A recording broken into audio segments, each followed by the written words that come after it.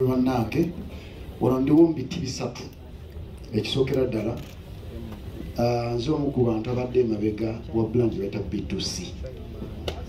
Ekyokubiri nze omu ku bantu ali emabega wa Mukaya Events. Ekyokusatu ndiwo nga mukulu wa bano. Ate ekyokuna ndiwo nga mmeya we Bunamwaya. Mmeya we Bunamwaya tugenda kugula tebbo nga bakansala beeyo tujje tubajoge tubalageko. Kubanga bano bakyali ebyaddala banamawulire mumanyi obuzibu tuyitamu n'abayimbi. Kizibu nnyo okusanga omuyimbi ali liyo. These byonna kyekimu. These batabu bali so real. Bakwagala mu bulungi ne mu bubi. We bakugubye ku radio bajja kubeererawo, bakugubye ku TV bajja kubeerawo. They are good guys. Kyesokera ddala. Era big up on yourself. Era nsaba mukulu Julio simanyi oba balesa kumpera Diana haga mbyoke nyongere kwogera watajukua sigera kugudda mukogera kimumpera haga Diana anedda Julio mwe haga ndako yachi nja kugamba ndako jetwewe Miss Julio mwe haga ndako katono tofayo nesifayo tya tofayo kati muganga tanoma musaga ngasabe kintu spice njimuwe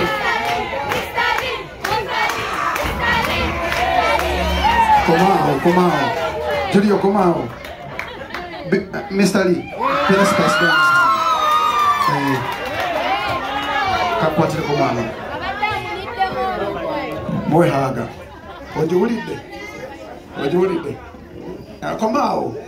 Mashika kuliko.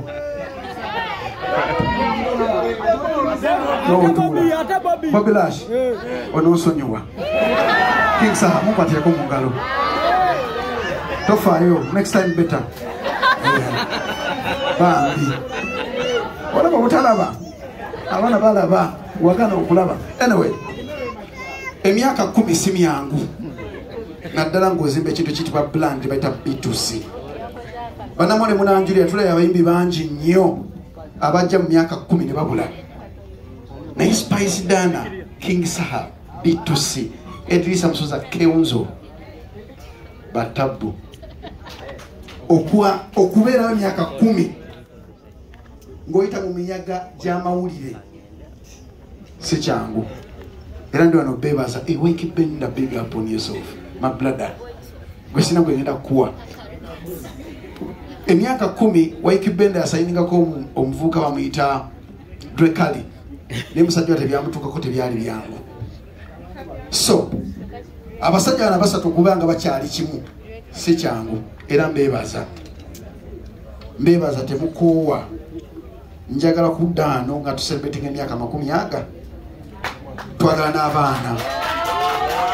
twagala abaana omwaka ogujja. Diana twagala abaana omwaka ogujja. We need kids.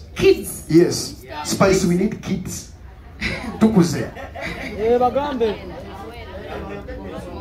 ono ye mumanyi ne Wake Benda nkumanyi kusaidia Mukaya Events yemu ku company esinzo okuwagira music industry ya Uganda. Shwe eyasemba yenene twakola ya Spice Dana stage mwagiraba, sound mwagiraba. This time around tukira ku making sure nti B2C efune ekisinga.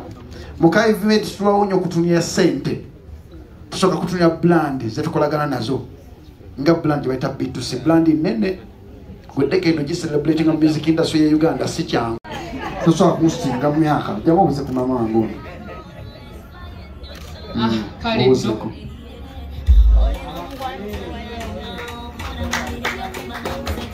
bayo so mbana cyabagamba ku Mukaya Events tuluwi